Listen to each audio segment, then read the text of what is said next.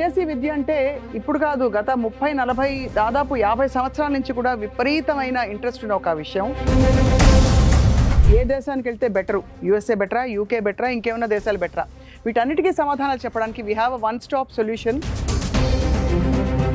US, UK, Canada అయినా, Australia అయినా, budget wise, jobs wise, PR options, visa conditions, వీటన్నిటిలో దృష్టిలో పెట్టుకుంటే UK is the best option. జాబులు లేకుండా ఉన్నవాళ్ళు ఉంటారు, అలాంటిది విదేశీ విద్యలో పెట్టే ఆ 2 సంవత్సరాలు వాళ్ళకి విపరీతమైన లైఫ్ లాంగ్ సెటిల్మెంట్ ఇచ్చేస్తుంది. One of the best universities, మంచి ర్యాంక్ ఉన్న యూనివర్సిటీస్కి మనం పంపించడం జరుగుతుంది.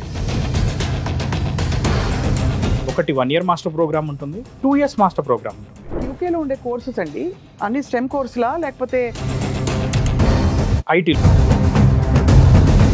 హోటల్ మేనేజ్మెంట్, ఎంబీఏస్కి, బీఫార్మసీలు కానివ్వండి, ఫిజియోథెరపీలు కానివ్వండి, వీటన్నిటికి UK is a multiple sector. యూకేలో మనకి 10 లక్షల మాస్టర్స్ కంప్లీట్ చేసుకుంటాం.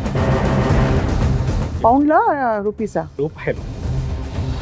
ఇంతమందికి వాళ్ళ జాబ్లు ఇస్తూ పోతే మరి వాళ్ళ స్టాఫింగ్ ఫుల్ అయిపోతుంది కదా. ఇప్పుడు నెక్స్ట్ ఇయర్ నేను ఏం చదవాలి ఏంటి అని ఆలోచిస్తున్నాను, మిమ్మల్ని అప్రోచ్ చేయాలి. నెక్స్ట్ ఏం చేస్తారు మీరు? అసలు కంప్యూటర్స్, ఇప్పుడు మెకానికల్ కూడా చూసుకున్నా కానీ యూకే కూడా one of the top hub. Architectural అవసరం కూడా యూకేలో ఎక్కువ. హోటల్ మేనేజ్మెంట్ గురించి చెప్పుకోవాలనుకుంటే UK is a huge demanded course. మనకి టోఫెల్, జిఆర్ఈ, ఐఎల్టీఎస్ ఇట్లాంటివి ఏమి అక్కర్లేదు. మొత్తం పాస్పోర్ట్ దగ్గర నుంచి వీసా వరకు మొత్తం మన ఇండియన్ టీమ్ చూసుకుంటారు. అంటే స్కాలర్షిప్ ఇవ్వడం అంటే అది ఎలా వస్తుంది చెప్పండి? స్కాలర్షిప్ అనేది కన్సల్టెంట్ మీద డిపెండ్ అయ్యింది మేడం.